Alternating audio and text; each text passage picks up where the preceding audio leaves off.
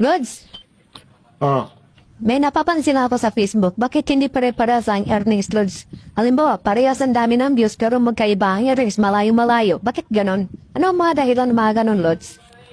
hindi pare-parehas ang earnings ng bawat video sa Facebook dahil ang kita ay hindi nakabatay sa simpleng bilang lang ng views, kundi sa halaga ng mga advertisement na lumalabas, lokasyon ng mga nanonood at yung haba ng panonood sa iyong video.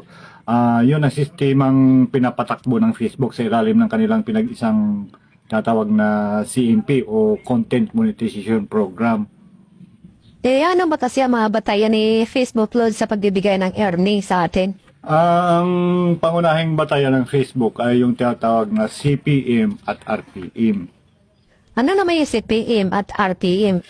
Ano ang ibig sabihin ng mga yun?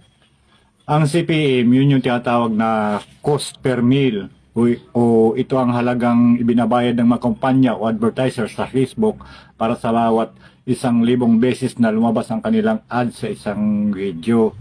Cost per mil. Ang RPM? Ang RPM naman, yun yung tinatawag na revenue per mil. Ito naman ang actual na kinikita mo sa bawat 1,000 views ng iyong video. Dito hinahati ang kita, karaniwang nahati yan sa 55-45%. Paano 55-45? Yung 55% yun yung napupunta sa mga content creator. Yung 45% naman ay napupunta sa kay Facebook. Yun yung kita ni Facebook, yung 45%. Yan ang mga dahilan, Lods. Bakit magkakaiba ang mga earnings? Ang mga dahilan kung bakit magkakaiba ang earnings, may 5 pangunahing dahilan kung bakit ang isang video na may halimbawa, gaya nitong sa akin, ito ay 300k views, halos kunting-kunti lang diferensya pero magkaiba ang kita. Ito ang example dahil ang isang video na may halimbawa ito 300k views ay maaaring kumita ng mas malaki, habang ang isa namang video na 300k views din ay mas maaaring walang kita o mas maliit ang kita. Ganon ba yun? Ano nun sa mga pangunahing dahilan? Unang-una ay ang lokasyon, depende sa lokasyon o tinatawag na audience location. Ito ang pinakamalaking factor kung bakit mas malaking kita nung video kaysa dun sa isa. Halimbawa, Paano ang pinakamalaking factor? ito ang pinakamalaking factor o pinakamalaking dahilan. Halimbawa, ang mga viewers mo ay mula sa mga bansang matataas ang ekonomiya gaya ng halimbawa ng US, ng Canada, ng United Kingdom o ng Singapore, yung matataas ang mga ekonomiya ng mga yan, ay may mataas na tinatawag na CPM. Mas mataas ang tinatawag na cost per mil. Oo.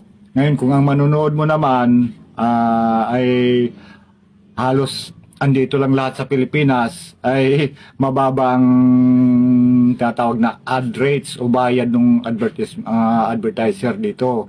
Kaya mas maliit ang tinatawag naman na revenue per mil o RPM kumpara doon sa mga views sa ibang bansa o sa mga tinatawag na foreign views. Yan yung reason kung bakit magkakaiba ang earnings. Oo, yun yung unang dahilan. Ang pangalawang dahilan ay ang uri ng iyong niche o depende sa content mo, depende sa video mo.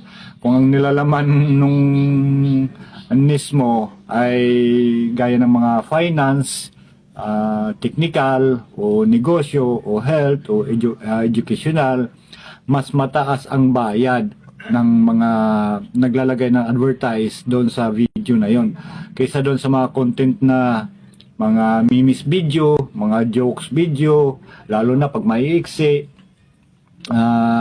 yung mga comedy video, mas mababang di hamak ang mga bayad doon. Halimbawa, mga gaya ng ibang video ko, yung mga comedy video, mababa ang kita doon.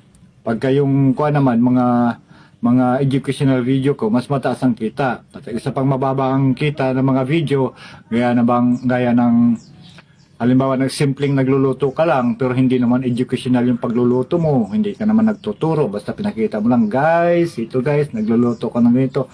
Ay, napakababa ang kita noon. Halos walang kikitain yun.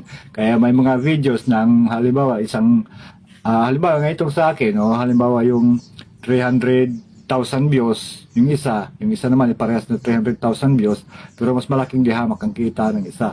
Yun ang pangalawang dahilan kung bakit hindi pare-parehas ang earnings. Di ano naman ang third reason?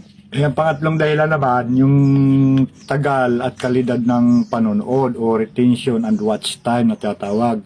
Hindi binabayaran yung isang click mo lang o pagdaan mo lang sa video. Kailangang mapanood mo ito ng halimbawa, pinakamababa yung sa ngayon, pinakamababa na 5 segundo. Habang tumatagal ang panonood mo at may lumabas na advertisement, ibig sabihin nagkaroon ng pagkakataon yung ads na lumabas. Mas malaki ang bayad, gaya ng mga tinatawag na in-stream ads o mid-roll o pre-roll ads. Kaya depende sa video at depende rin sa panonood ng tao. Depende rin kung gaano kahaba pinapanood. Oo. Lods, bakit may mga buwan ang bababa ang kita? May buwan din na mataas ang kita. Ayun naman, yung pagbaba ng kita sa mga buwan ng papansin ko rin yan kung matagal ka ng content creator ay mapapansin mo na mababa ang kitaan pagdating ng January, February, March, mga ganyan. Mababa ang kitaan. At mataas naman ang kitaan pagdating ng mga July, August, September, October, November hanggang December. Kasi ang rason dyan ay ang mga advertiser.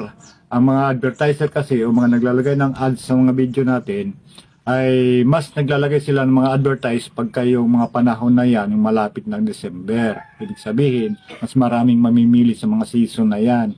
Mas maraming pera ang tao. Kaya mas naglalagay sila ng mga ads. At habang mas maraming ads yung video mo, ay mas malaki ang kita. Pero pagdating ng January, February, o hanggang March, bagsak yan. Babagsak, magdadrop yung kita. Pansin ko din yan sa akin. Dahil pagkayari ng December, ang mga kumpanya o mga naglalagay ng advertisement ay hindi na gaanong naglalagay ng ads dahil wala ng pera ang mga tao, di kaya walang gaanong bibilhin ang mga tao sa mga buwan na yon. Kaya bagsak ang kita doon. At ito na, diretsuhin ko na ang panglimang dahilan kaya hindi pare-pares ang kita, yung uri ng ad placement at engagement.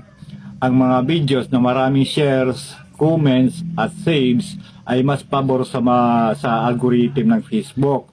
Mas pinapakita o tinutulak ito sa mga premium, tinatawag na premium viewers. Yun yung mga viewers na hindi mga content creator o hindi yung mga content creator na may utang na loob kaya nanonood na ganon. Hindi ganon. Ang pinapakita yan ni algorithm dun sa mga Facebook user na hindi mga content creator, kumbaga pangkaraniwang Facebook users. At kaya naman dumadami yung mga bashers pagka yung napapansin pagka viral ang video mo dahil ng mga nanonood nga ay iba-ibang tao na, iba-ibang kuha na ng audience. Mga organic viewers, ganon. Oo. Yun pala ang reason. Yun ang mga dahilan kung bakit magkakaiba ang ratings o earnings ng isang video sa Facebook. Okay, Lods, ngayon alam ko na.